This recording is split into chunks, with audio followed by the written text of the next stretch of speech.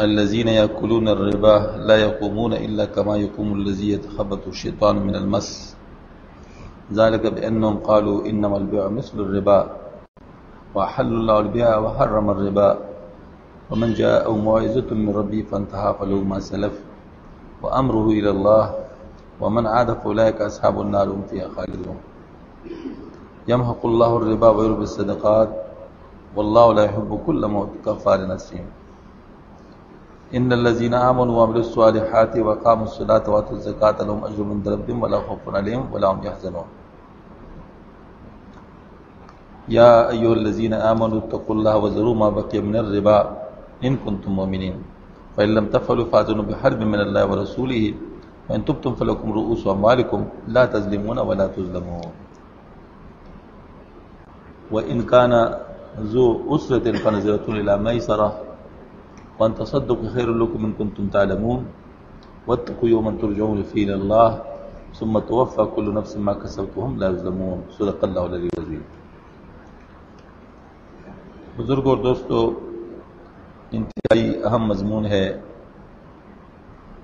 اللہ جل شانہ نے ہماری رہنمائی فرمانے کے لیے قرآن پاک میں بڑی واضح ہدایات ہمیں دی ہیں۔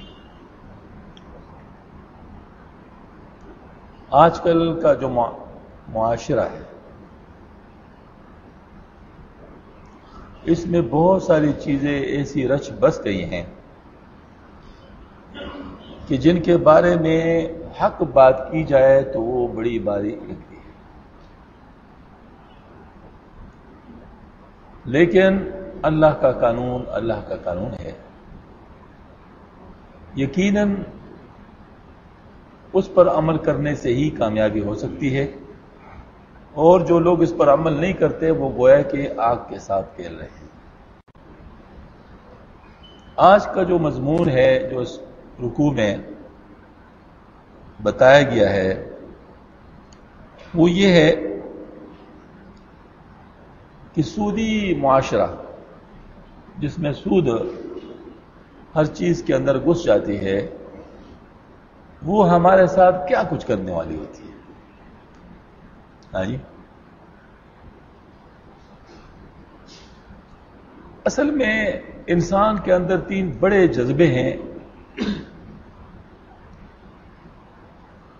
ان 3 جذبوں میں ایک جذبہ یہ بھی ہے کہ انسان بہت زیادہ مالدار ہونا چاہتا ہے،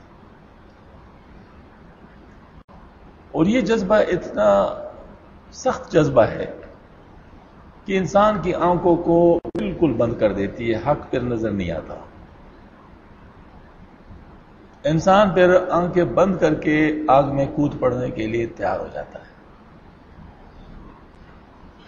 میں یہ بات آپ کو بطور مبالغہ کی نہیں کہہ رہا، یہ بالکل ایسا ہو رہا ہے۔ یعنی ایک صاحب ہے جس نے کسی کو سود پر پیسے دیے،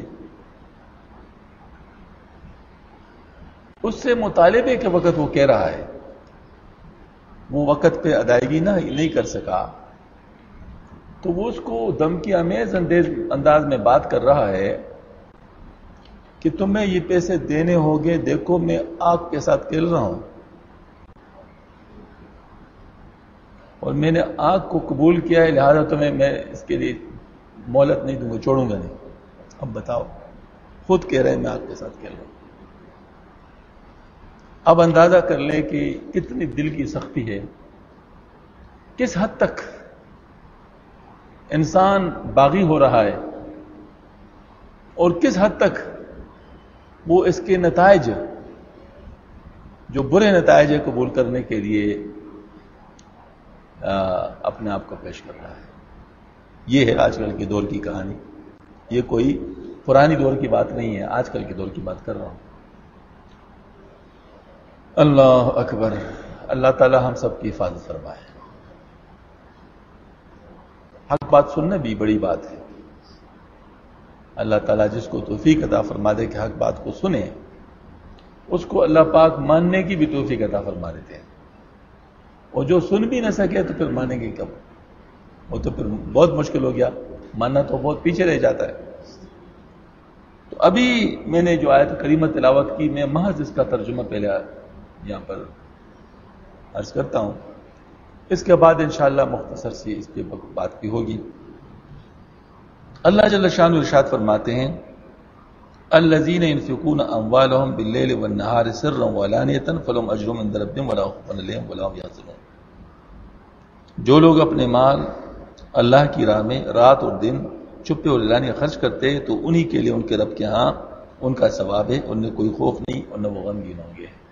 یہ تو ہے وہ لوگ جو اپنے مال کو اللہ پاک کی رضامندی کے لیے استعمال کرتے ہیں، ان کے لیے بشارت ہے ولایت کی، کیونکہ اللہ پاک نے جو فرمایا الا ان اولیاء اللہ لا خوف علیہم ولا هم یحزنون الذین آمنوا وکانوا یتقون.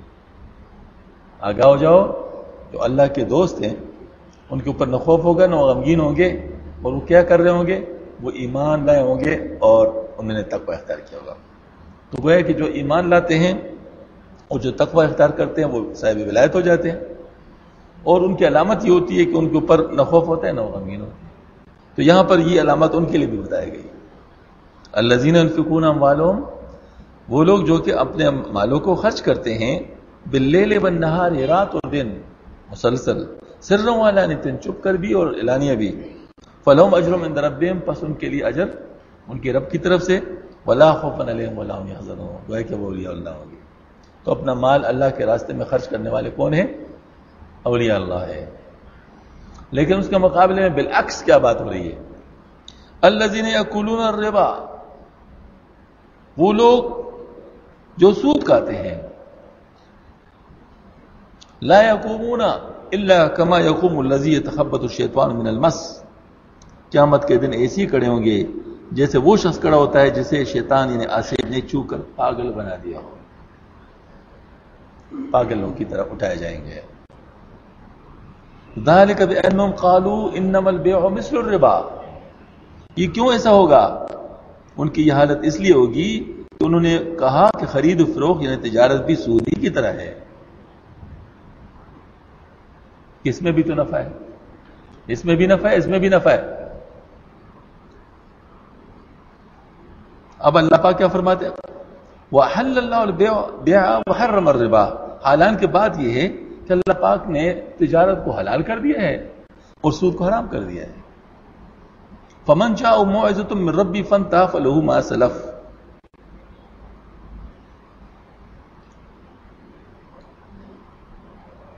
جس کے پاس اس کی رب کی طرف سے نصیحت آ چکی پھر وہ باز آ گیا تو فَانْتَهَىٰ فَلَهُ مَا سَلَفَ، تو اس کے لیے حلال ہے جو گزر چکا.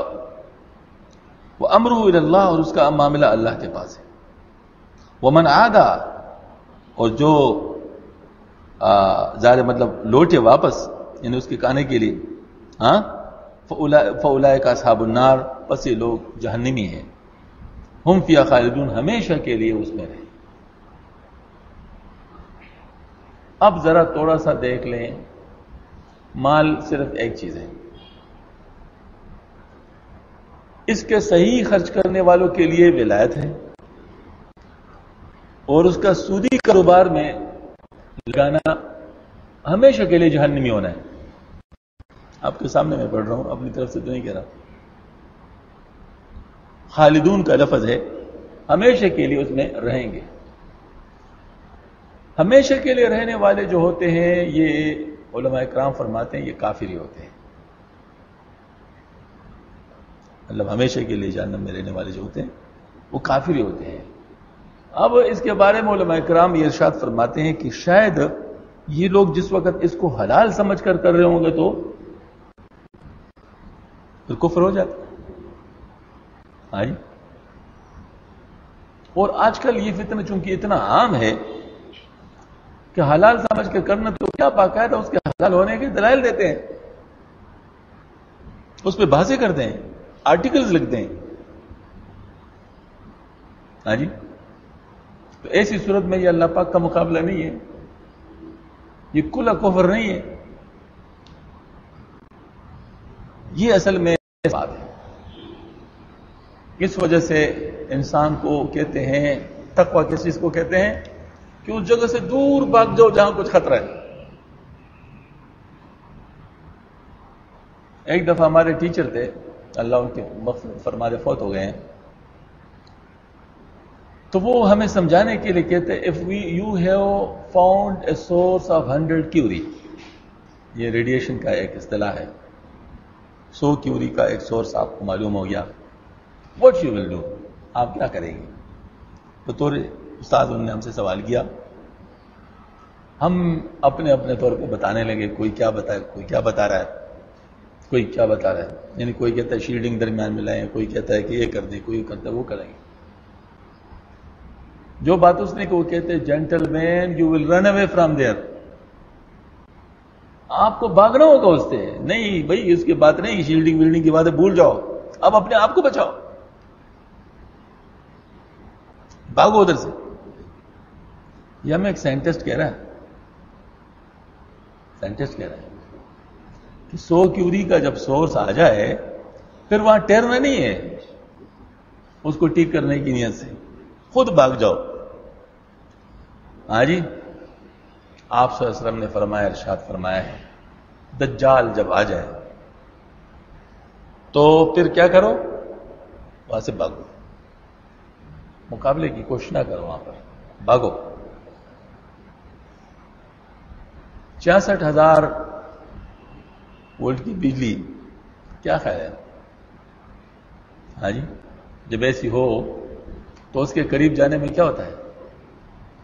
آپ پھر اپنے آپ کو بچا سکیں گے؟ بس ایک خاص فاصلے سے آگے گیا اور پھر اس کے بعد آپ چاہیں گے بھی تو واپس نہیں آ سکتے.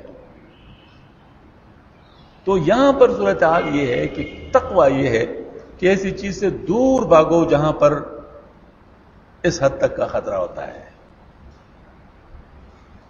میں آپ حضرات سے صاف صاف باتیں عرض کرتا ہوں، اس وقت ہم انتہائی فتنے کے دور میں گزار رہے ہیں، انتہائی فتنے کے دور میں. وہ فتنے کا دور ایسا ہے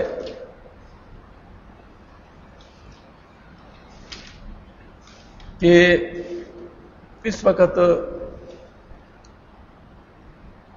یہ اسپیشلائزیشن ہے لوگوں کا کہ غلاظت کو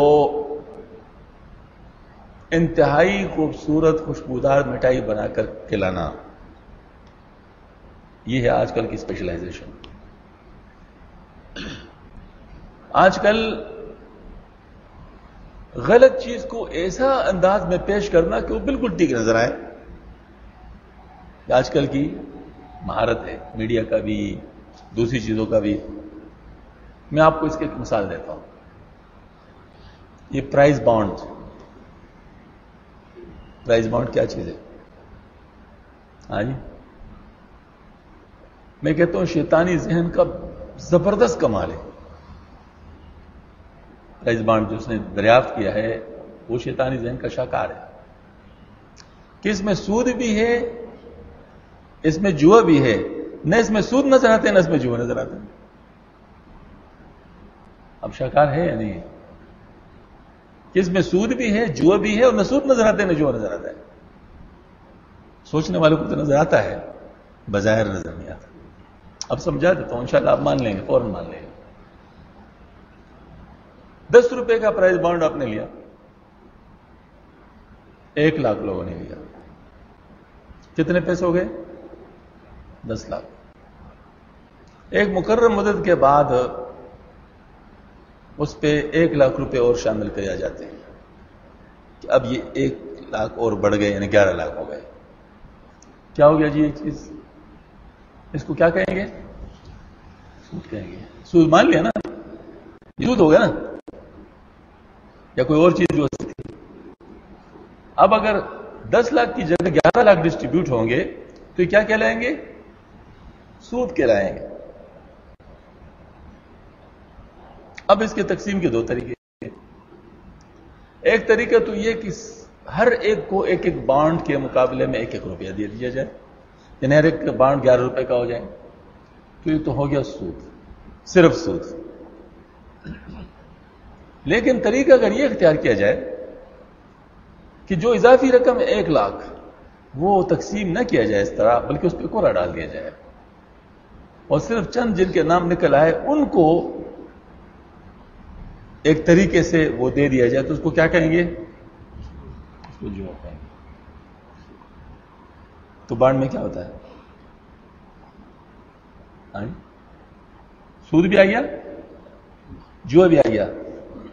اور اب بتا دو کہ لوگ اس کو سود سمجھتے ہیں، جوا سمجھتے ہیں؟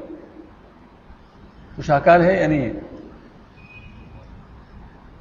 یہ آج کل کے دور کا شاہکار، پرائز بانڈ. سود بھی ہے، جوا بھی ہے، اور نہ نظر اس میں سود آتا ہے نہ نظر اس میں جوا آتا ہے. اس طرح نیٹ ورکنگ مارکیٹنگ ہے، اس میں نیٹ ورک بنایا جاتا ہے. وہ ہوتا ہے صرف ایک ڈمی ویریبل، اور وہ ہوتا ہے کہ مطلب یہ ہے کہ اس کے اوپر کچھ فیس لیتے ہیں، پیسے لیتے ہیں. اس کو ممبر بنانے ہوتے ہیں 2، پھر ہر ایک کو 2 ممبر بنانے ہوتے ہیں، پھر ہر ایک کو 2 ممبر بنانے ہوتے ہیں. اس طرح ہوتے ہوتے وہ نیچے جتنے لوگ آتے ہیں وہ ان کو پیسے اوپر والوں کو اس کے ملتے رہتے ہیں. یہ نیٹ ورک مارکیٹنگ. ہاں بالکل. اب طریقہ کیا ہے؟ وہ کہتے ہیں ہم تو محنت کر رہے ہیں، لوگوں کے ممبر بنا رہے ہیں، اور ساتھ درمیان میں نیٹ ورک بھی بنا رہے ہیں، یہ بھی محنت ہے. تو یہ کیسے جوا ہوا؟ تو وہاں انڈیا میں ایک عالم ہے مولانا اشتیاق قاسمی صاحب، اس نے پورا مقالہ اس پہلے کہ انٹرنیٹ پر موجود ہے. اس نے باقاعدہ دیوبند سے، دارالندوا سے اور سہارنپور سے سارے مدرسے جو وہاں کے، یہاں سے عبدالعلوم سے بھی، باقی سب کا فتویٰ اس میں لگا دیا کہ یہ جوا ہے. ہاں جی. لیکن لوگوں کو جوا نظر نہیں آتا. ہمارے ایک ساتھ اس میں پھنس گئے تھے، میں نے بڑے مشکل سے اس کو سمجھا دیا کہ یہ جوا ہے. تو آج کل فتنے کے دور میں ہم گزر رہے ہیں. فتنے کا دور ہے اس وقت. حلال کو حرام دکھانا، حرام کو حلال دکھانا، یہ آج کل جادوگری ہے. ہاں جی. تو اپنے اپنے آپ کو بچانا لازم ہے، اپنے اپنے آپ کو بچانا لازم ہے. اور اس کا طریقہ یہی ہے کہ انسان ایسے لوگوں کے ساتھ رہے جو ان چیزوں سے واقف ہو، اور وقتاً فوقتاً وہ اس چیز کے بارے میں لوگوں کو آگاہ کرتے رہے. تو اللہ جل شانہ نے اس کے بارے میں ارشاد فرمایا، یہ ذرا سمجھنے کی بات ہے کہ جو لوگ سود کھائیں گے تو یہ قیامت کے دن پاگلوں کی طرح کھڑے ہوں گے. پاگلوں کی طرح. کیوں پاگلوں کی طرح پہ کھڑے ہوں گے؟ اللہ پاک فرماتے ہیں کیونکہ انہوں نے کہا کہ یہ جو تجارت ہے یہ تو سود کی طرح ہے نا، اس میں کیا فرق ہے؟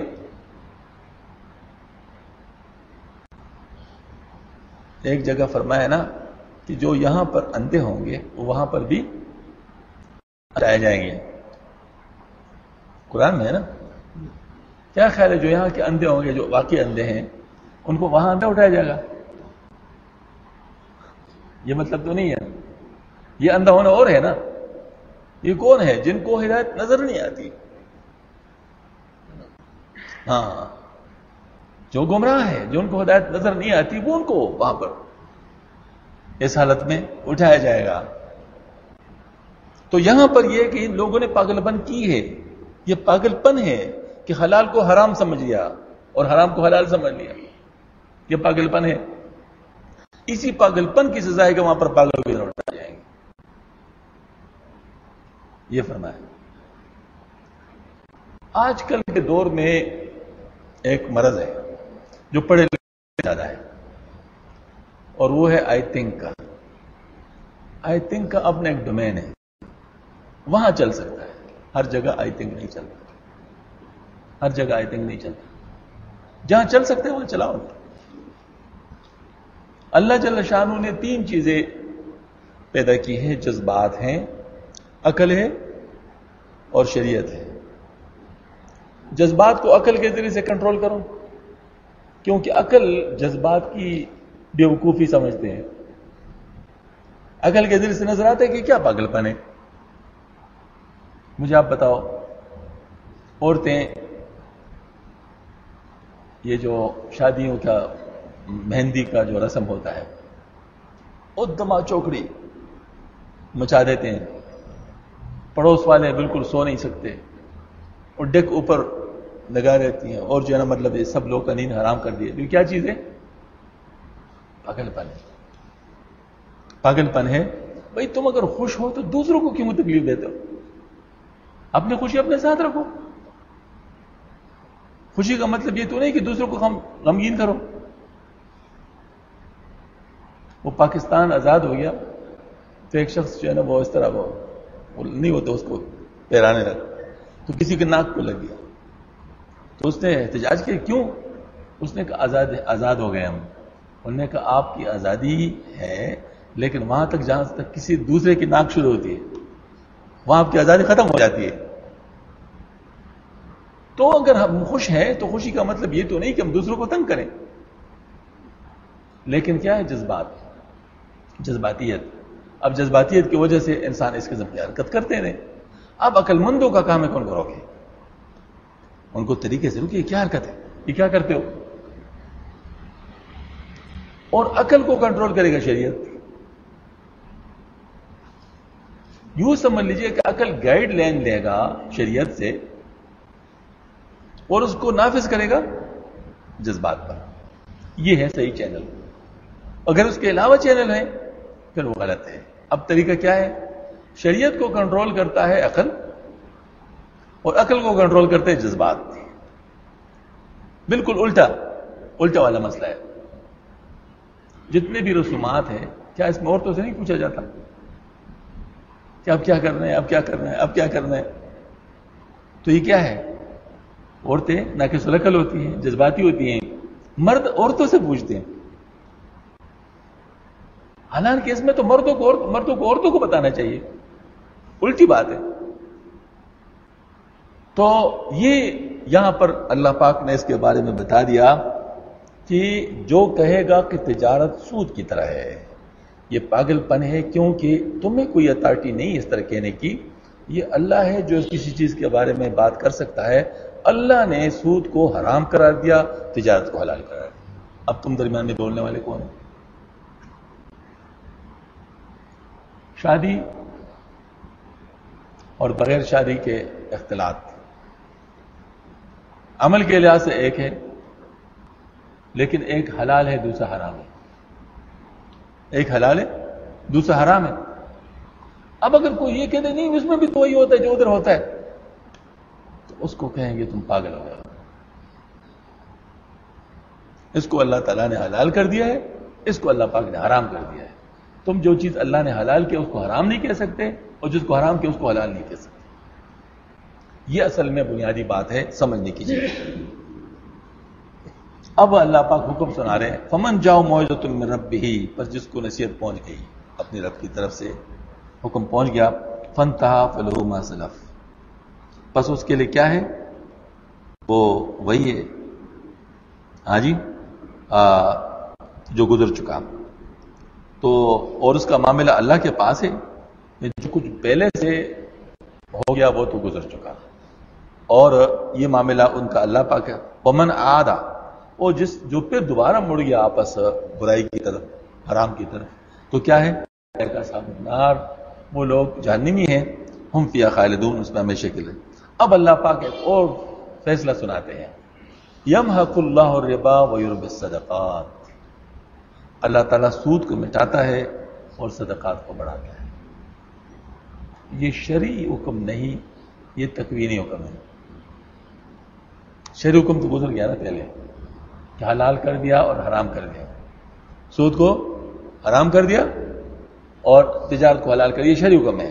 یہاں یہ تکوینی حکم ہے، یمحق اللہ الربا ویربی الصدقات. اللہ تعالیٰ سود کو مٹاتا ہے اور صدقات کو بڑھاتا ہے. واللہ لا يحب كل كفار اثیم، اور اللہ ہر بڑے ناشکر بڑے گناہگار کو پسند نہیں فرماتا. یہ ذرا تھوڑا سا یہاں ناشکر کا جو لفظ ہے نا اس کو بھی سمجھنا چاہیے. جس کو مال ملا ہے یہ بتاؤ کیسے ملا ہے، کس نے دیا؟ اللہ تعالیٰ نے دیا ہے. اب اللہ جل شانہ کا اس میں کچھ حکم ہے. کہ آپ اس میں یہ کر سکتے ہو یہ نہیں کر سکتے. مال آپ سے لے نہیں رہا، لیکن صرف یہ دے رہے کہ اس کو اس طریقے سے استعمال کرنا ہے. مثلا آپ کو گاڑی دی کسی آدمی نے اور آپ سے لے نہیں رہا، لیکن کہتے ہیں یہ گاڑی اس چیز کے لیے استعمال کرو گے، اس چیز کے لیے استعمال نہیں. گاڑی ہے اس کی، تو آپ اس کا شکریہ ادا کریں گے یا خفا ہو جائیں گے بھائی؟ اور پھر اس میں جس چیز کے لیے استعمال کرو گے اس میں آپ کا فائدہ بھی ہو تو یقیناً آپ اس پر شکریہ ادا کریں گے. تو اسی طریقے سے اللہ پاک نے مال ہمیں دیا ہے تو اس پہ شکر ادا کرنا یہ ہے کہ ہم اس میں اللہ کا حکم پورا کریں. تو جو اللہ کا حکم پورا نہیں کرتا وہ ناشکر ہے. تو اللہ تعالیٰ اس ناشکر کو پسند نہیں کرتا، اور جو یہ کرتا ہے گناہ گار بھی ہے، تو اللہ تعالیٰ گناہ گار کو پسند نہیں فرماتے. ان الذين امنوا وعملوا الصالحات واقاموا الصلاة واتوا الزكاة لهم اجر عند ربهم ولا خوف عليهم ولا هم يحزنون. پھر یہ اللہ جل شانہ کا سنت عاریہ ہے کہ سخت حکم آتا ہے، پھر اس کے بعد بشارت والی، پھر سخت حکم آتا ہے، پھر اس کے بعد بشارت والا.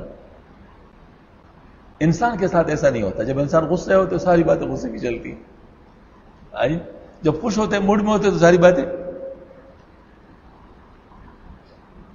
وہ کبھی کبھی نمبر بہت زیادہ مل جاتے ہیں نا پرچوں میں، تو کہتے ہیں ٹیچر ہمارا کوئی موڈ میں تھا، دوستوں کے ساتھ بیٹھا تھا، موڈ میں تھا، مارکنگ کر رہا تھا اور بس نمبر دے رہا تھا. اور کبھی کبھی بڑے سخت نمبر ہو جاتی ہے، کہتے کوئی بیوی سے لڑ کے آیا ہے شاید، اور سارے پرچوں میں نمبر اس کے وہ کم دے رہا ہے. انسان ہے، جذبات کا اثر لیتا ہے، تو یہ ہو سکتا ہے. لیکن اللہ پاک جذبات کا اثر نہیں لیتا. اللہ پاک جذبات میں فیصلہ کرتا ہی نہیں. اللہ کا فیصلہ ایک حکمت والے ارادے کے ساتھ ہوتا ہے. تو یہاں پر فرمایا ان الذین آمنوا، بے شک جو یہ لوگ ایمان لائے، وعملوا الصالحات، انہیں نیک عمل کیے، واقاموا الصلاۃ، اور نماز قائم کی، وآتوا الزکاۃ، اور زکات دی، لہم اجر عند ربہم، ان کے لیے اپنے رب کی طرف سے اجر ہے، صلہ ہے، ولا خوف علیہم ولا هم يحزنون، اور نہ ان کے اوپر خوف ہوگا نہ وہ غمگین ہوں گے. یہ ان لوگوں کی صفت بیان کر دی. والعصر ان الانسان لفی خسر الا الذین آمنوا وعملوا الصالحات، بالکل وہی بات ہے.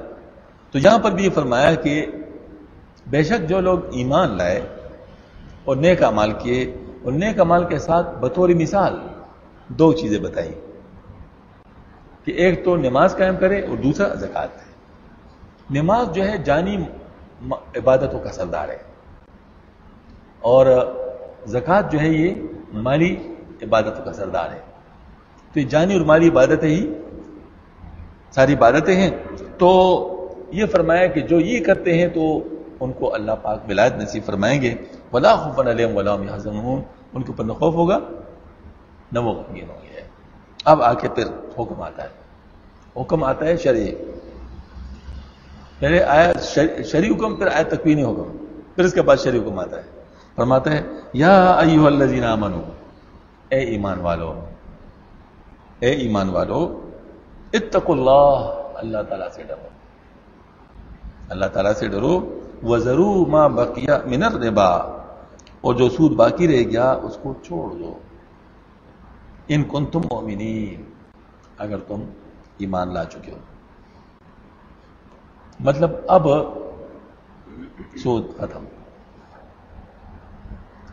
اب سود ختم ہو گیا، اب سود نہیں لے سکتے.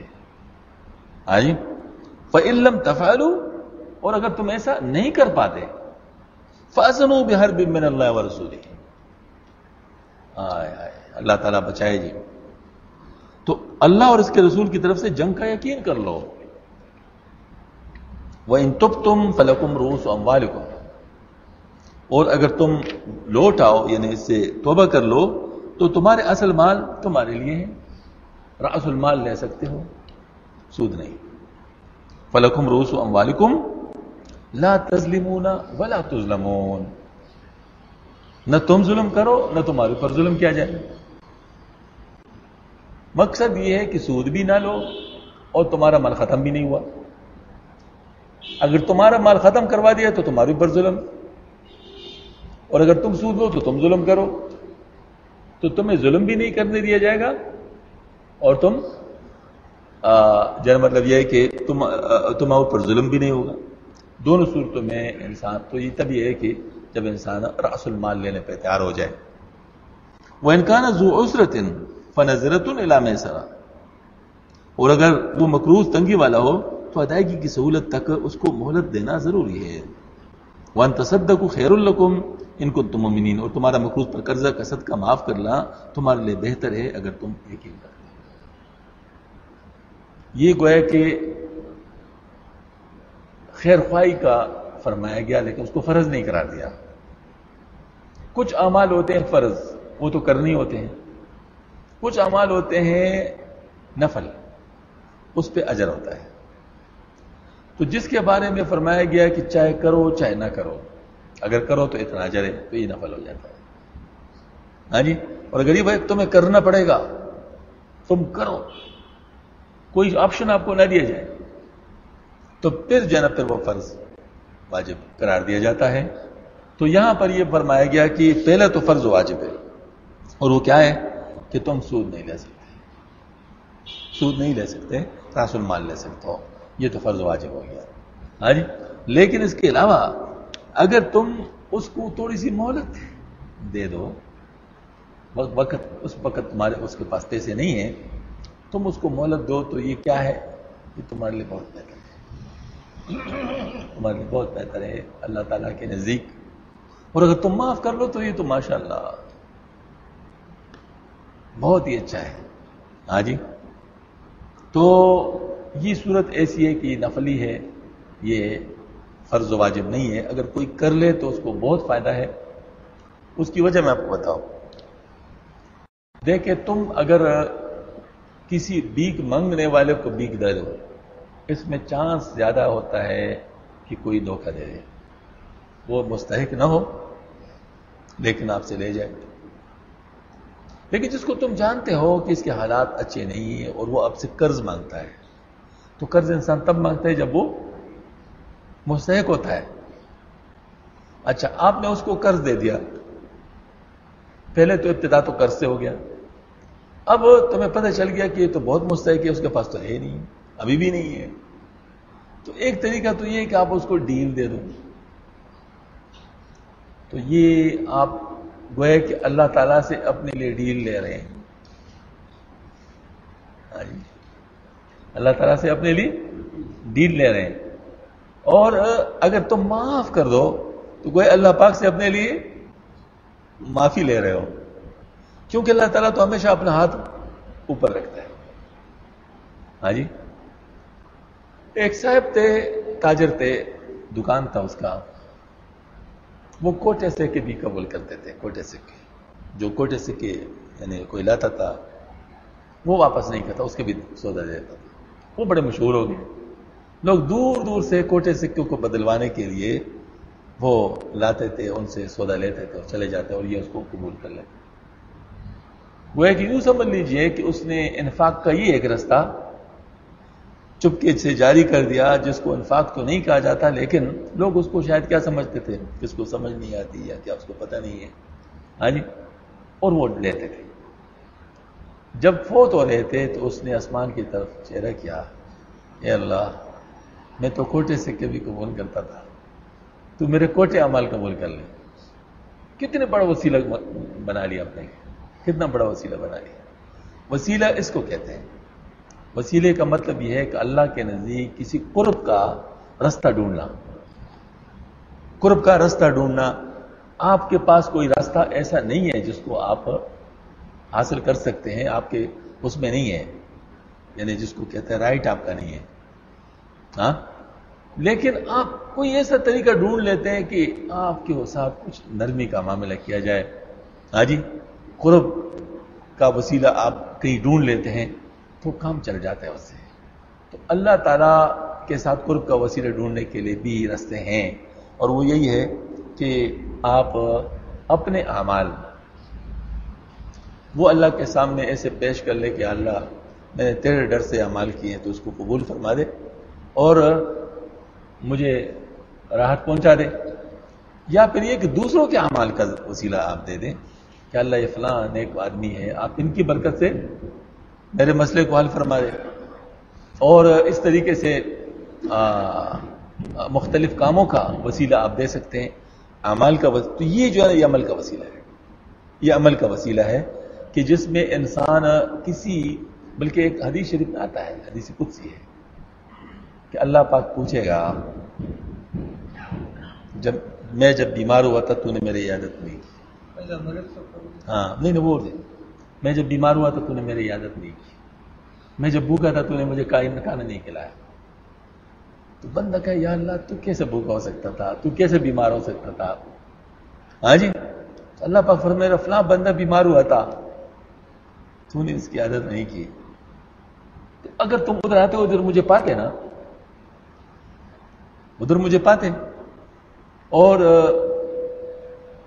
مطلب یہ کہ کوئی محتاج تھا، محتاجی کی وجہ سے مستحق تھا، تو ادھر اگر کوئی اس کی مدد کو پہنچتا تو آتے. حضرت شاہ ولی اللہ رحمۃ اللہ علیہ نے ایک واقعہ لکھا ہے اپنے والد صاحب کا، اور میں کہ ان کے والد صاحب کا نام تھا شاہ عبد الرحیم صاحب رحمۃ اللہ علیہ. تو واقعہ لکھا تھا کہ وہ صاف کپڑے پہن کر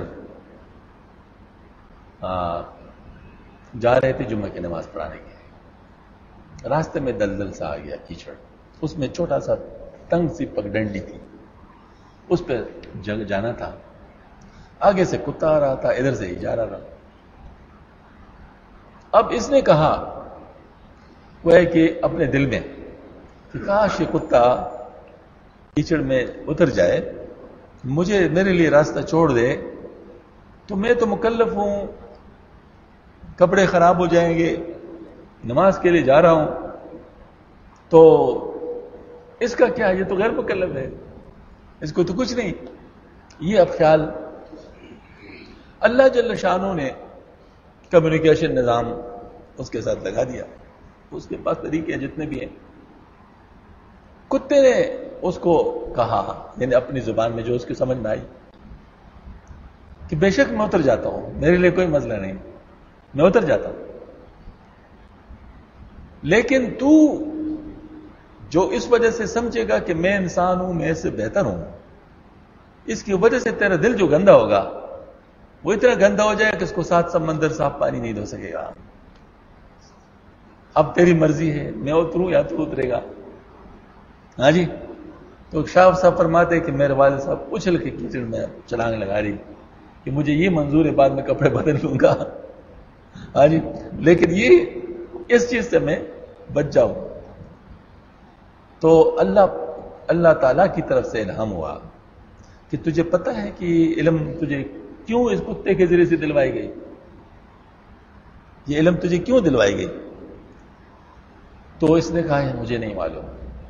تو کہتے الہام ہوا، یہ اس لیے ہوا کہ تو نے ایک دفعہ اس کے ہم نسل کتے پہ رحم کیا تھا، وہ سردی سے ٹٹر رہا تھا، تو تو نے اس کے اوپر بوریے ڈالا تھا تاکہ وہ ذرا سردی سے بچ جائے. بس اس احسان کی وجہ سے آج اس کے ہم نسل سے تیرے اوپر احسان کر دے گا، تجھے یہ جو ہے نا یہ علم دے دے گا، یہ جو ہے نا یہ بات ہے. اب اس کا مطلب کیا ہوا کہ دیکھو اس نے کتے کے ساتھ احسان کیا تو کتے کی طرف سے وہ دے دیا کہ چیز. اسی طریقے سے اگر ایک انسان کسی کمزور پر رحم کر دے تو اللہ تعالیٰ اس کی کمزوری میں مدد فرمائے گی. اگر کسی بیمار پر ترس کر دے، جب یہ بیمار ہوگا تو اس پر ترس کروا دیا جائے گا. جو صرف اللہ کی رضا کے لیے جنازوں میں شامل ہوتے ہیں تو اس کے جنازوں میں اللہ کی رضا کے لیے لوگ شامل ہوا کرتے ہیں. اس میں پھر یہ نہیں ہوتا کہ یہ میرا چاچا ہے، یہ میرا ماما ہے، نہیں، یہ ہماری بات نہیں. خالص اللہ کی رضا کے لیے لوگ اس میں شامل ہوا کرتے ہیں. یہ اللہ پاک کا ایک غیبی نظام ہے، چل رہا ہوتا ہے، اور ہم لوگوں کو یہ ماننا چاہیے. فرماتے ہیں اللہ جل شانہ وَاتَّقُوا يَوْمًا تُرْجَعُونَ فِيهِ إِلَى اللَّهِ اور تم اس دن کی حاضری سے ڈرو جس میں تم اللہ کی طرف اٹھائے جاؤ گے. ثم توفی کل نفس ما کسبت وہم لا یظلمون. پھر ہر جان کو اس کا پورا بدلہ دیا جائے گا جو اس نے کمائی کی، ان پر کوئی زیادتی نہیں کی جائے گی. تو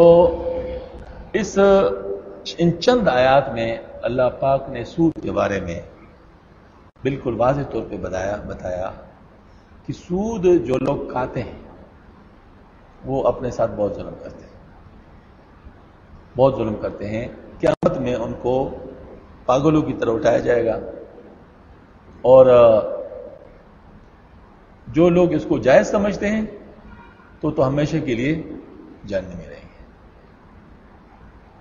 اس وقت سودی نظام جو ہے وہ کیا ہے، مختلف طریقوں سے گھس گیا ہے، مختلف طریقوں سے ہمارے نظام کے اندر گھسا ہے. یہ کریڈٹ کارڈ سسٹم جو ہے یہ اصل میں جال ہے نا، جال. تو بتاتے ہیں کہ 1 مہینے تک اگر آپ نے کیا تو پھر نہیں ہوگا. 1 مہینہ ہوتا ہے، ہاں جی. لیکن آپ کے سامنے ایک چیز موجود ہونا، پھر اس سے بچنا بڑا مشکل ہے. مرد اور عورت کے درمیان حجاب کیوں کرا دیا گیا؟ ہاں جی. حکم تو اس وقت بھی دیا جا سکتا جب حجاب نہ ہوتا کہ ٹچ نہ کرو، لیکن حجاب کی وجہ سے بچت ہے. اب جب اس کی وجہ سے وہ بندھن وہ ختم ہو جاتا، مطلب جو حجاب ختم ہو جاتا ہے تو پھر راستہ بن جاتا ہے. ایک دفعہ میں جا رہا تھا اپنے انسٹیٹیوٹ میں پیاس میں نے کراکولی پہنی ہوئی تھی. کراکولی آپ جانتے ہیں کہ اس کا اوپر جو وہ ہوتا ہے بالکل وہ ایسا لگتا ہے جیسے قیمہ سا ہوتا ہے، اوپر سے قیمہ سا نظر آتا ہے. تو ایک چیل اڑ رہا تھا، ہاں جی. وہ سمجھا کہ یہ گوشت ہے. میں جب دھوپ لگ رہی تھی تو میں نے دیکھا جیسے کوئی میرے اوپر سایہ سا جپٹ رہا ہے. میں سایہ اس کے دیکھا نا کہ سایہ جیسے میرے قریب آ رہا ہے، تو مجھے فوراً خیال ہے کہ شاید یہ میرے سر کے اوپر حملہ تو نہیں کر رہا. تو میں نے فوراً کراکولی اس طرح کر لی اور وہ شو کر کے آگے چلا گیا. ہاں جی. اب اس میں ہمارے لیے عبرت ہے کہ چونکہ گوشت تو نہیں تھا وہ، لیکن گوشت نظر آ رہا تھا اور اس کی فطرت میں گوشت پر حملہ ہے، اس کی فطرت میں گوشت پر حملہ ہے، اور میں نے اس کو ذرا بے حجاب پیش کیا تھا تو نتیجتاً اس نے اپنی فطرت کے مطابق اس پہ حملہ کر دیا. بس یہی چیز کہ جب کبھی انسان موقع دے گا تو یہ چیزیں جو ہوتی ہیں نا یہ لمحاتی ہوتی ہیں. یعنی یہ اس کے لیے بڑی لمبی چوڑی کیلکولیشن نہیں ہوتی، یہ لمحاتی چیزیں ہوتی ہیں، اور ان لمحاتی چیزوں کے اندر انسان سے بڑے بڑے فیصلے ہو جاتے ہیں غلط. بے شک پھر عمر پر پچھتا ہے، لیکن اس وقت وہ فیصلے سے ہو جاتے ہیں. لہذا بہتر اس میں ہے کہ اللہ نے جو قانون بنایا ہے اس چیز کے مطابق اس کو مان لیا جائے اور اس کے درمیان حجاب رکھ دیا جائے. اس لیے عورتوں کے لیے حکم ہے کہ تم اول تو نکلو نہیں گھر سے، اور نکلو تو ایسے لباس میں نکلو جو اٹریکٹو نہ ہو. برقع بھی ہو لیکن برقع بھی جاذب نظر نہ ہو، جاذب نظر نہ ہو.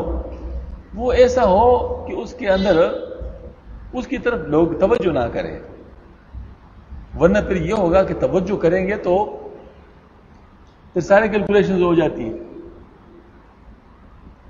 تو اسی طریقے سے یہ جو ہے کریڈٹ کارڈ، یہ بھی بالکل اس قسم کی چیز ہے. وہ آپ کے پاس ہے، بے شک آپ کے پاس 1 مہینے کی مہلت ہے. 1 مہینے کے اندر اگر آپ کیش کر لیں تو آپ کے اوپر سود نہیں آئے گا. لیکن کون ہے اس طرح کرنے والا؟ جب آپ کے پاس اویلیبل ہے ایک چیز تو استعمال کرنے میں کیا دیر لگے گی، اور سود میں انسان پڑ ہی جائے گا. ایک دفعہ ایک انجینئر صاحب میرے پاس آئے، بڑے اچھا آرکیٹیکٹ ہیں. بہت پریشان تھے، بہت زیادہ پریشان تھے، اپنے حالات کی وجہ سے بہت پریشان تھے۔ میں نے اسے کہا تمہارے پاس کریڈٹ کارڈ ہے؟ کہتے ہاں ہے۔ میں نے کہا اس سے جان چھڑاؤ۔ اس کو میری بات سمجھ نہیں آئی۔ میں نے اس کو کہا بھائی جو میں کہہ رہا ہوں اس کو آپ کر لیں، کریڈٹ کارڈ سے اپنا جان چھڑاؤ، آپ کا علاج اسی میں ہے۔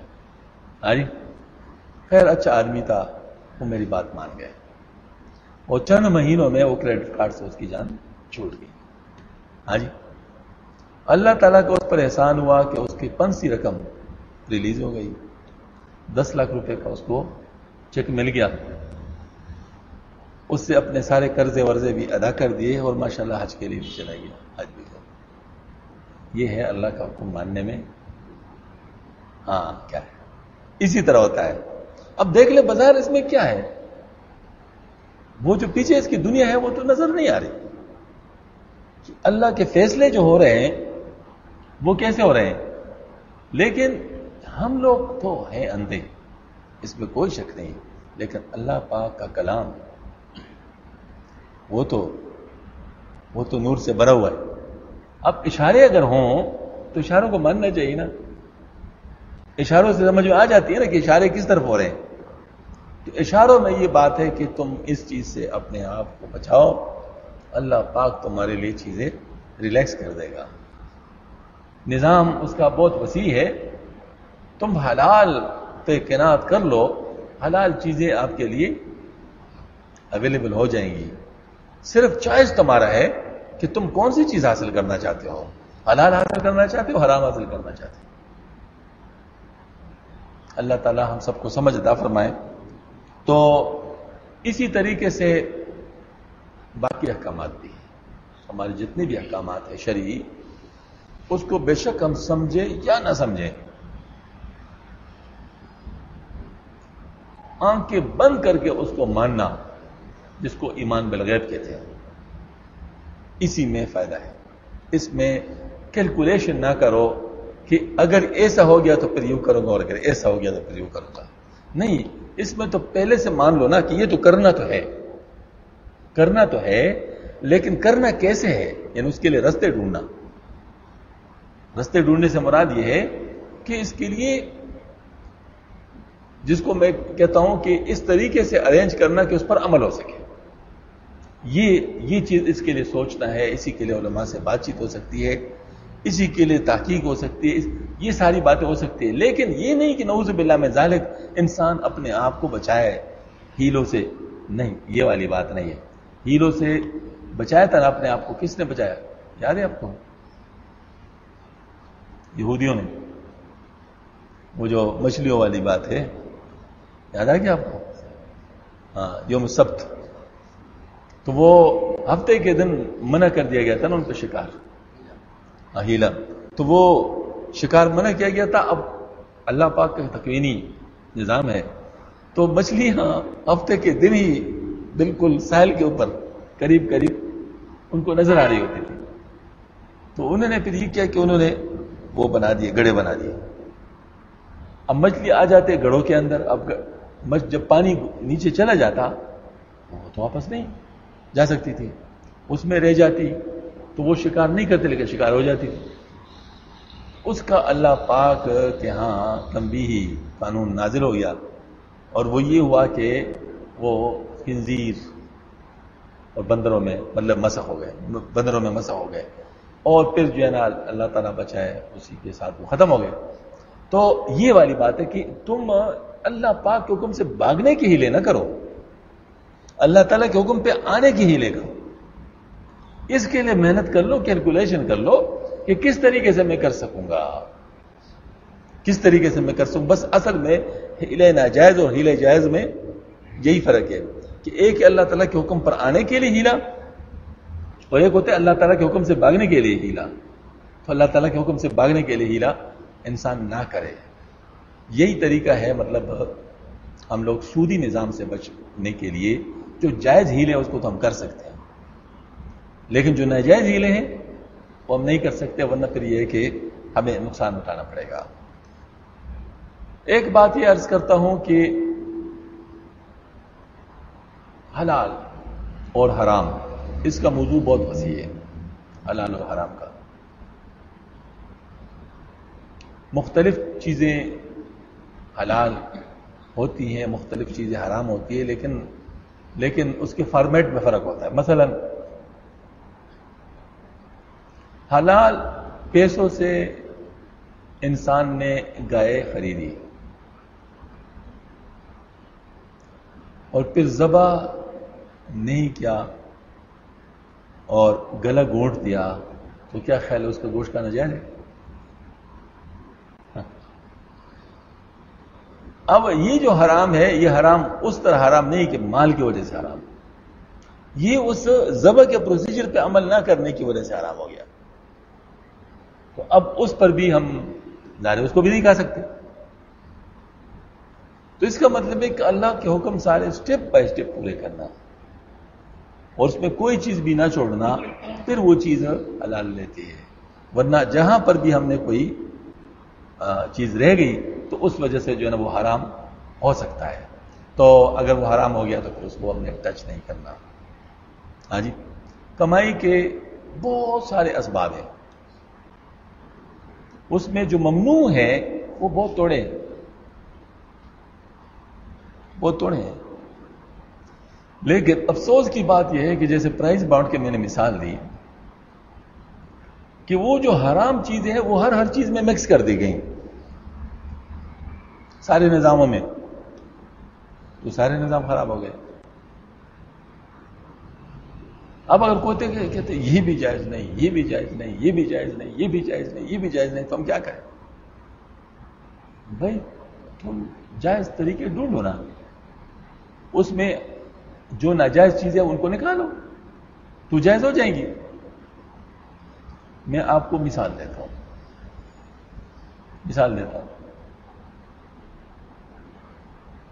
میں نے ایک تجربہ کیا، یہ غالباً 90s کی بات ہے۔ ایک لڑکا تھا جو کسی کے ہاں 3000 روپے مہینے پہ ملازم تھا۔ اس کو میں نے کہا کہ تم اپنے بیٹھک میں دکان کھولو، میں تمہیں 30,000 روپے سے دکان کھلوا دیتا ہوں۔ طریقہ یہ ہوگا کہ چونکہ بیٹھک تمہارا ہوگا تو تم 60% لوگے نفع میں اور 40% آپ مجھے دیں گے۔ ہاں جی، اور اگر نقصان ہو گیا تو میرا ہوگا، تمہاری خدمت چلی جائے گی، ہمارے پیسے چلے جائیں گے۔ یہی مضاربت ہے، اور مضاربت جائز ہے۔ ہاں جی، اس کو میں نے کہا یہ اچھا ہو گیا جو اس نے وہ سروس چھوڑ دی اور دکان شروع کی۔ اللہ کی شان کہ اس نے مجھے ہر مہینے تقریباً 2500 روپے مجھے دیتے تھے، تو اس کے کتنے بنتے تھے؟ 3,500۔ اس کے 3,500 مطلب 60%، اس کے 3,500 تھے، میرے 2,500 تھے، یعنی اس کو اپنے 3,000 سے زیادہ مل رہے تھے جو وہ کما رہے تھے، مطلب وہ سروس کے تھے، اور اپنے گھر میں کام تھا اس کے لیے باہر بھی نہیں جانا پڑتا تھا، اور نسبتاً آزادی بھی تھی کیونکہ وہ بھی دکان ہی تھا، یہ بھی دکان ہی تھا۔ ہاں جی،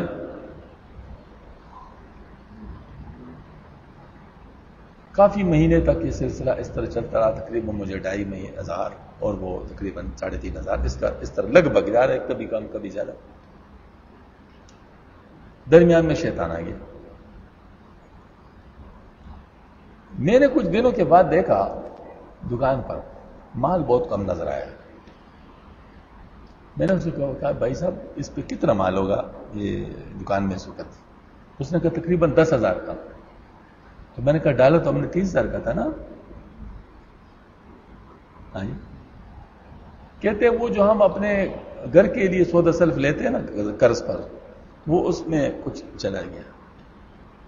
میں نے کہا خدا کے بندے، یہ تو دکانداری کا قانون ہے کہ جو اس کا اصل ہے اس کو نہیں ختم کرنا۔ تم نے بغیر اجازت کے اس طرح 1 مہینے سے زیادہ قرض کیسے لیا؟ پیسہ تو میرا تھا۔ ہاں جی، تم تو اپنی طرف سے نہیں کر سکتے تھے۔ اب چونکہ میں آپ کو بتایا نہیں تھا تو اب میں آپ کو چھوٹ دیتا ہوں، میں 20,000 روپے مزید اس میں ڈال لیتا ہوں، 50,000 ہو جائیں گے میرے، لیکن اب تمہارے اوپر حرام ہے اگر تو نے اس سے 1 مہینے سے زیادہ قرض پہ لے لیا، اب تمہیں مہینے کے اندر جیسے باقی لوگ دیتے ہیں تمہیں بھی اپنے تنخواہ سے اس میں پیسے ڈالنے ہوں گے، ورنہ پھر یہ تمہارے لیے حرام ہوگا۔ اب اتنے کٹاگارے کے لیے میں نے بتا دیا۔ پھر ماشاءاللہ سلسلہ چل پڑا وہی پرانا، پھر شیطان آ گیا۔ پھر میں نے جب دیکھا کہ پھر یہ صورتحال ہے، میں نے کہا بھائی بات یہ اب ختم ہو گئی، بات اب کیلکولیشن کر لیتا ہوں، میں آپ کے ساتھ ختم کر لیتا ہوں نظام، کیوں کہ ظاہر اب پیدا نہیں ہے، تم اس سے رک نہیں رہے ہو، اور یہ ہے تو تقریباً 2.5 سال ہمارا نظام رہا۔ 2.5 سال میں جب ہم نے کیلکولیٹ کیا، باوجود اس کے اس غلط کام کے، مجھے پر منتھ یعنی نیٹ جو مجھے فائدہ ہوا 32% ہوا سالانہ، 32%۔ 32% کون سا بینک دیتا ہے؟ 32%۔ اور اگر یہ کام نہ کرتا تو 100%۔ 2,500 کو 12 سے ضرب دو کتنے ہیں؟ 30,000 بن جاتے ہیں نا، تو 30,000 پہ 30,000 100% ہے نا۔ تو ابھی بینک ہمارے ساتھ کیا کرتے ہیں، اندازہ لگ گیا آپ کو؟ یہ ہے سارا نظام۔ تو اگر ہم لوگ تھوڑا سا جس کو کہتے ہیں ٹنڈا قائم اور حرام کی طرف نہ مائل ہوں، حلال پر قناعت کر لے، تو اللہ تعالی ہمارے موجودہ سورسز کے ذریعے سے ہی ہمیں ہماری پرورش فرمائیں گے، یہ ہمارے لیے کافی ہو جائیں گے۔ لیکن اگر ہم یہ کرنا چاہتے پھر وہ مثال اس کی ایسی ہوگی جیسے ایک مرغی بطور حقایا تھا، سونے کا انڈا دیتی تھی، ہاں جی، تو جو اس کا مالک تھا اس نے ایک دن کہا کہ یہ روز مجھے دیکھنا پڑتا ہے، تو چلو آج میں اس کو ذبح کر تو اس میں سے انڈے سارے نکال دوں گا۔ وہ ذبح کی تو ایک بھی انڈا نہیں تھا، بیوقوف، ہاں جی، تو سارا اس کے ہاتھ سے نکل گیا۔ تو اگر ہم لوگ حلال پر قناعت نہیں کرتے اور اس کو حرام کے حوالے کر دیتے ہیں تو جو ہمارے پاس تھا وہ بھی گیا۔ یہ اصل میں بنیادی نقطہ ہے۔ تو کسب حلال جو ہے، فرماتے ہیں کسب حلال فریضۃ بعد الفریضہ، حلال کمانا یہ فرضوں کے بعد فرض ہے۔ اس کی وجہ یہ ہے کہ اگر انسان حلال کماتا نہیں ہے تو پھر کیا ہوگا؟ پھر یہ 2 چیزوں میں مبتلا ہو سکتا ہے آسانی کے ساتھ، یا یہ سوال کرے گا وہ حرام ہے، یا اشراف نفس کرے گا وہ بھی حرام ہے۔ اشراف نفس اس کو کہتے ہیں کہ انسان دل میں سوال کرے، دل میں کہے کہ مجھے فلاں چیز دے، یہ بھی حرام ہے۔ ایک دفعہ ایک عالم بزرگ تھے، اس کے ہاں فاقہ تھا، تو اس کے ایک متعلقین میں سے یا معتقدین میں سے کوئی شخص آیا، تو وہ اپنے ساتھ کانا لا رہا تھا۔ کانا لایا تو حضرت کے سامنے کہ حضرت یہ میں لایا ہوں آپ کی خدمت، تو میں بیٹھا، آپ لے تو آئے لیکن میرے لیے جائز نہیں۔ اس نے کہا آپ کے لیے کیا جائے؟ میرے حلال تو میرے تو حلال ہے پیسہ، میں آپ کا پیسہ حلال ہے، میرے لیے حرام ہے۔ کیوں؟ کیونکہ جب آپ آ رہے تھے میرے دل میں خیال گزرا تھا کہ آپ میرے لیے کانا لائیں، یہ اشراف نفس ہے، لہذا میں نہیں کہا سکتا۔ وہ بڑا ہی ماشاءاللہ سمجھدار تھا، دیندار بھی تھا، سمجھدار بھی تھا۔ دینداری کے ساتھ سمجھداری آ جائے تو پھر تو نور نہ نور، ہاں جی۔ تو اس نے کہا حضرت میں آپ کو حرام کھلاؤں گا؟ بالکل نہ، آپ کا ہے، کوئی بات نہیں، میں واپس لے جاتا ہوں۔ واپس چلا گیا اور 1-2 منٹ کے بعد واپس اندر، حضرت اب تو خیال نہیں تھا نا آپ کا؟ نے کہا نہیں تھا۔ نے کہا جی بس اب ہاں جی، تو نے کھا لیا۔ شکر خورے کو خدا شکر دیتا ہے، حلال کھانے والے کو اللہ پاک حلال کھلاتے ہیں، لیکن تھوڑا سا بس ذرا ایک ہوتا ہے، ایک ٹچ ہوتا ہے، اس سے انسان اپنے آپ کو بچائے تو پھر معاملہ سارا۔ حضرت عبداللہ بن مبارک رحمۃ اللہ علیہ ان کے والد مبارک جو تھے بڑے نیک سیرت متقین نوجوان تھے. یہ جا رہے ہیں, ایک نہر آ رہا ہے, اس میں ایک سیب, اس میں بھوکے تھے, بہت زیادہ بھوک لگی تھی, تو سیب آ رہا تھا, اس کو نکال لیا اور اس کو کھا لیا. جب کھا لیا اس کو خیال, اوہ یہ تو میں نے پوچھا نہیں تھا, پتہ نہیں کس کا تھا, یہ میں نے غلط کیا. اب اس نے کہا ضرور آگے کوئی باغ ہے جس سے گرا ہے اور آیا ہے, تو چلو چلتے ہیں ان سے اس کی اجازت لیتے ہیں. تو نہر پہ جاتے جاتے واقعی وہ نہر ایک باغ سے گزر رہا تھا. باغ میں گیا تو ایک بوڑھا آدمی لگا ہوا چیزوں کو سمیٹ رہا ہے.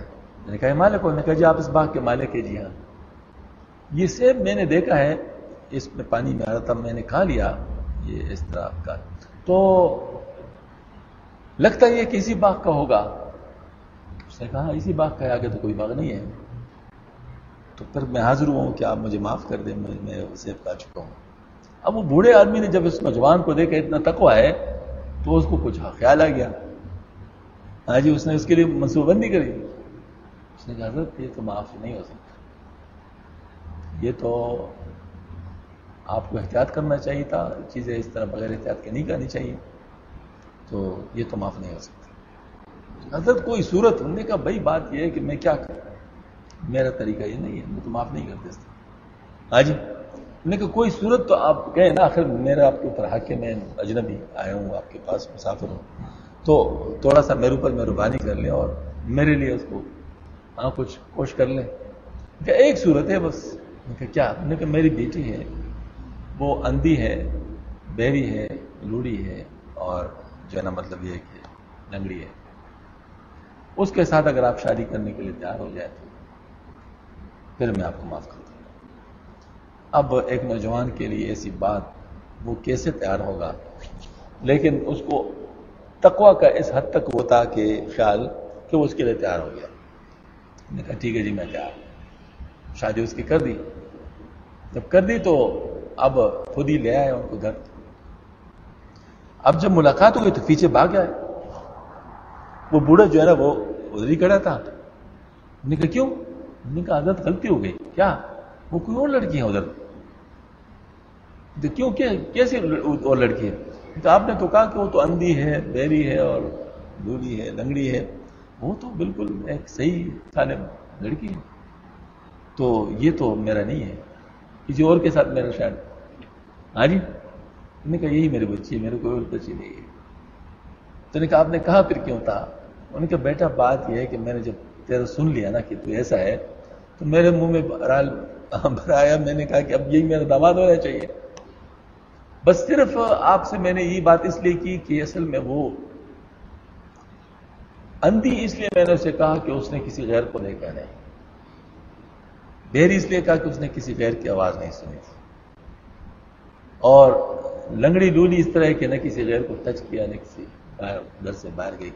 لہذا یہ اس ورنہ یہ آپ کا مانت ہے, میں جا رہا ہوں, اللہ تعالیٰ آپ کو نصیب. ان کی اولاد ہے عبداللہ بن مبارک رحمۃ اللہ. نہیں, عبداللہ بن مبارک رحمۃ اللہ ان کی, عبداللہ بن مبارک رحمۃ اللہ ہے. ایسی اولاد اللہ پاک نے دی. امیر المومنین فی الحدیث جن کو کہا جاتا ہے امیر المومنین فی الحدیث, امام حنیفہ رحمۃ اللہ کا معینات شاگرد. ہاں جی. تو اس کا مطلب یہ ہوا کہ انسان جب تقویٰ اختیار کرتا ہے تو تقویٰ کا بہت میٹھا پل ہے. اللہ پاک فرماتے ہیں جو اللہ سے ڈرے, میں تقی اللہ اخرج لو یا جلو مخرجا, اس کے لیے اللہ پاک راستہ بنا لیتے ہیں, راستہ اللہ پاک بنا لیتے ہیں. تو ہمارا کام ہے تقویٰ اختیار کرنا, اللہ پاک سے ڈرنا, اللہ تعالیٰ کے قوانین کو دل سے ماننا. پھر اللہ پاک ہمارے لیے بہت ہی اچھے راستے نکال لیتا ہے. افسوس کی بات ہے کہ ہم جلدی بچاتے ہیں. حضرت علی کرم اللہ وجہ فرماتے ہیں کا واقعہ ہے, گھوڑا باندھا اور ایک صاحب سے کہا آپ اس کا ذرا خیال رکھیں, میں نماز پڑھ کے آتا ہوں. اندر جا کے نماز پڑھی, باہر آیا تو گھوڑے کے اوپر سے زین غائب, وہ آدمی بھی نہیں. بہت افسوس کیا. چلو قریب ترین جو بازار تھا اس میں کباڑی کے پاس گیا تو دیکھا کہ وہ زین پڑا ہوا ہے. کہ زین مجھے دو، کہتے ابھی کوئی 2 درہم دے کے 2 درہم کے اوپر دے کے آیا ہے. اچھا چلو مجھے 2 درہم ان کو اس سے لے لیا. کہتے افسوس مجھے میری نیت اس کو 2 درہم کی دینے کی تھی کہ اس نے میرا کام کیا ہوگا تو میں اس کو 2 درہم دے دوں گا، لیکن افسوس اس نے جلدی مچائی، اپنے لیے حلال چیز کو حرام کر دی. بس یہی ہوتا ہے، جو مقدر میں ہوتا ہے وہ ملتا رہتا ہے، وہ کہیں جاتا نہیں ہے. اس سے تم باغو گے بھی تو دیا جائے گا. عملاً بات کر رہا ہوں، تم اس سے باغو گے بھی نا پھر بھی دیا جائے گا اگر تمہاری مقدر میں ہے. اور مقدر میں نہیں ہو تو تم اس کے پیچھے بھاگتے جاؤ، وہ تم سے بھاگتا جائے گا، تمہیں ہاتھ نہیں آئے گا. اللہ پاک یہ چیزیں دکھاتا ہے لیکن ہم لوگ جلدی بھول جاتے ہیں. اللہ تعالی ہم سب کو توفیق عمل کی عطا فرما دے. واخر دعوان الحمدللہ رب العالمین. اب ایک دفعہ سورۃ فاتحہ پڑھ لی، 3 دفعہ اخلاص، اس کے بعد انشاءاللہ ہم ذکر